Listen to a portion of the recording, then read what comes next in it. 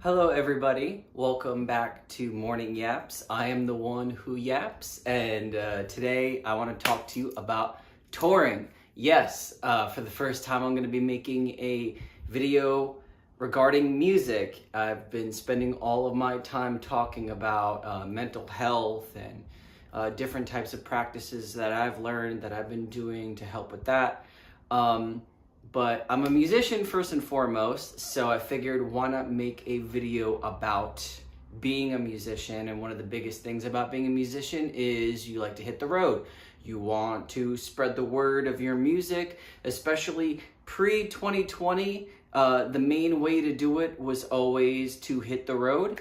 I'm definitely seeing a big shift in that as of late.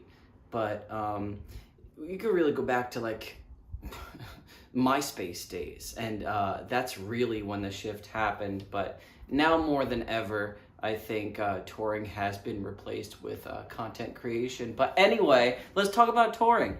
So I think the first thing that you want to keep in mind if you plan on touring is you want to make sure, no matter how big or small the tour is, you want to make sure that everyone is on the same page, both financially, mentally, and emotionally. A lot of bands, including bands that I've been in, had broken up or gone through member changes just because once you're on the road, you're not just overexposed to each other, but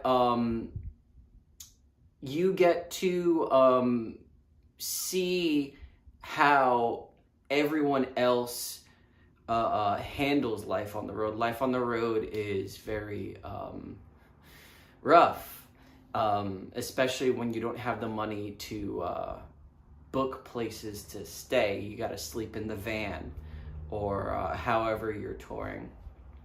So you want to make sure that the people that you are touring with are sound to some degree. I think if you're a musician or a creative in general, being sound isn't necessarily something that we can claim to be, but there are people that are a lot more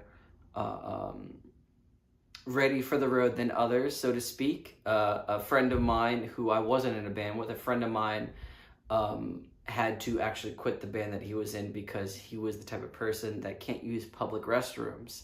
And that's very difficult when you want to visit other states and you're staying away from home for multiple days.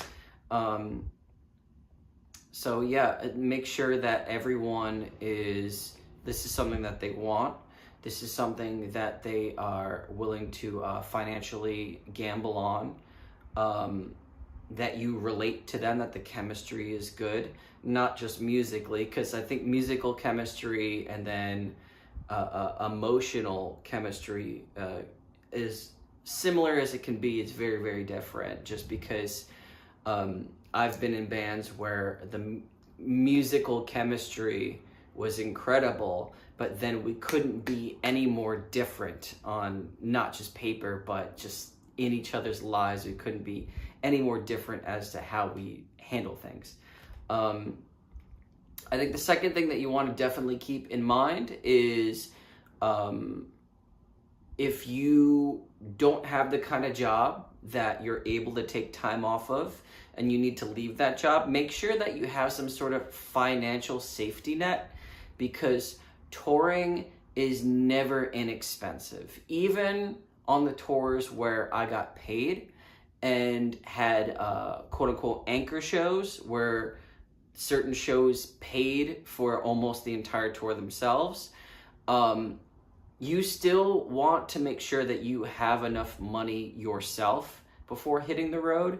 I know there's something incredibly daring and exciting about just throwing it all away, throwing caution to the wind and just going. But remember to be practical. Whatever vehicle you're driving needs gas. Gas costs money. You're gonna get hungry. You need to afford some kind of food, even if it's just junk food at the gas station, however you're sustaining yourself. Everything in this country costs money. If you're able to ask people at the show to give you a place to stay, I think that's incredible, but it's also hard to come by.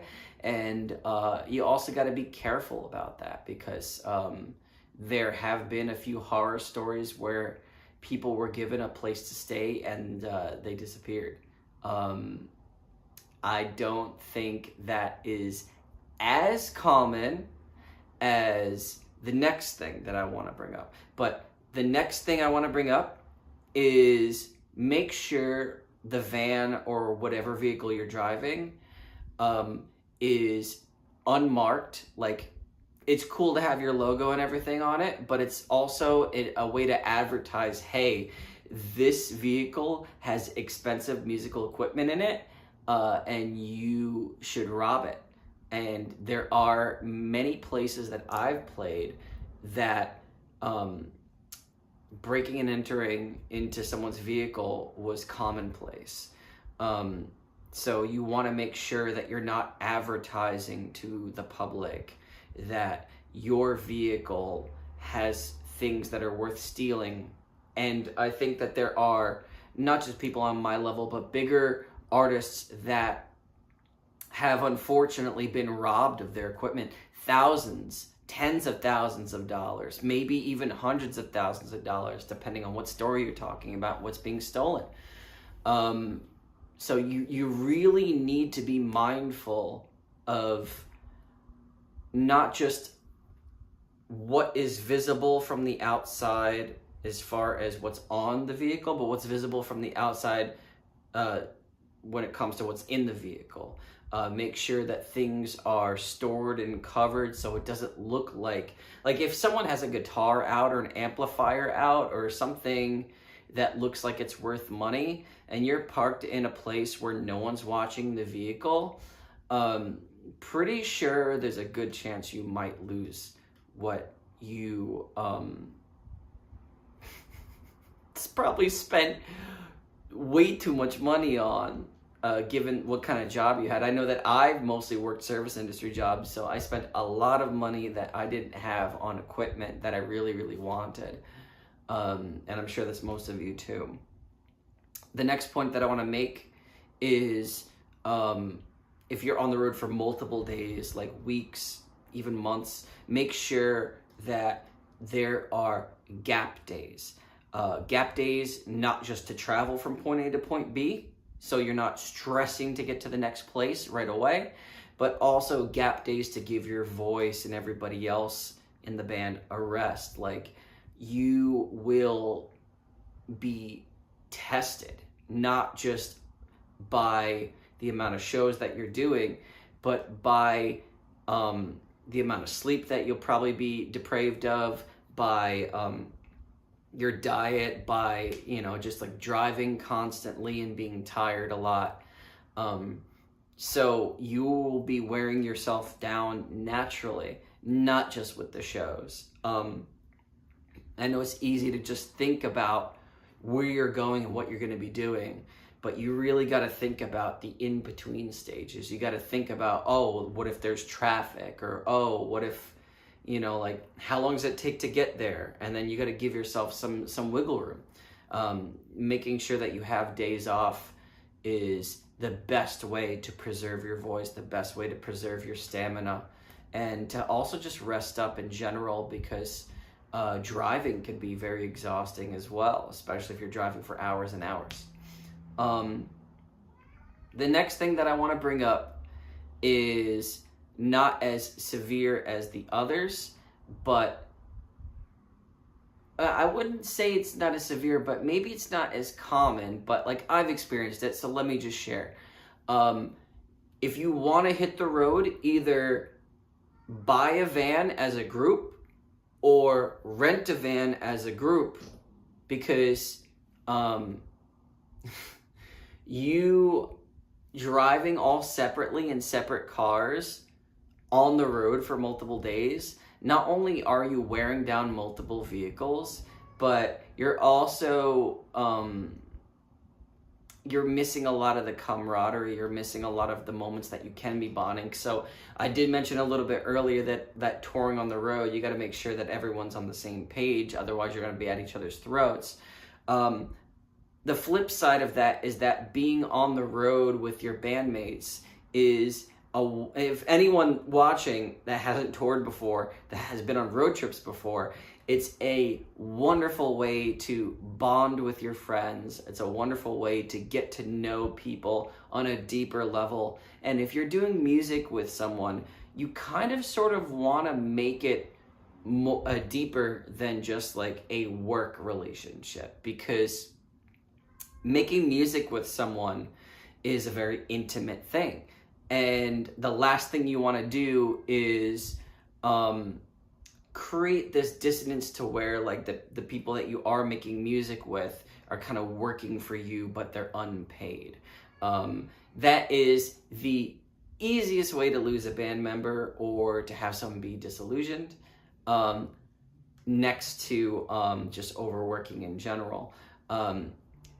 Whether you're overworking or underworking, depending on what your definition of either are, I'll use this. If you're playing like 2 to 4 shows a month versus if you're playing twice every single weekend, if not, you're on the road constantly, you're really going to want that communication, and you're really going to want to bond with them.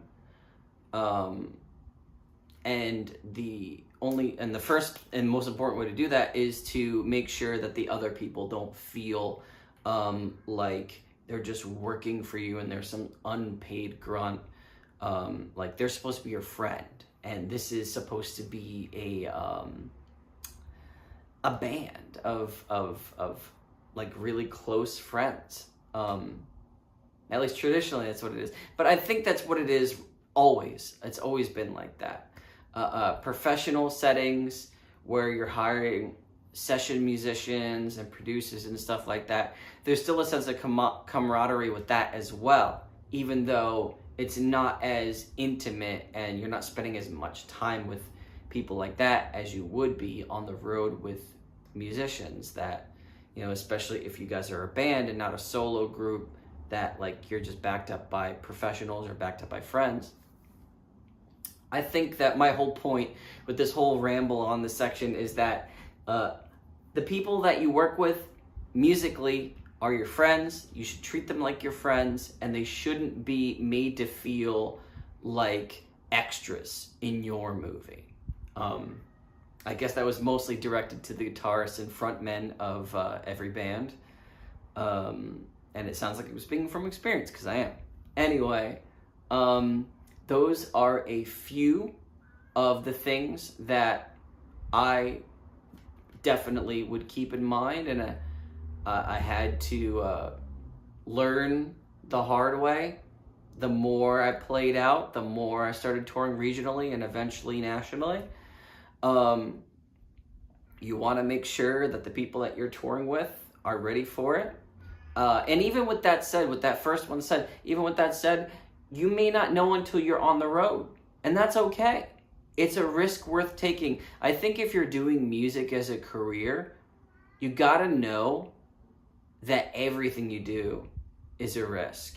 And if you really want it, it's a risk worth taking no matter what. So, you will find out a lot of things like I did the hard way, but I figured I'd share a few things regarding touring with you guys, and yeah, hopefully you have a good day.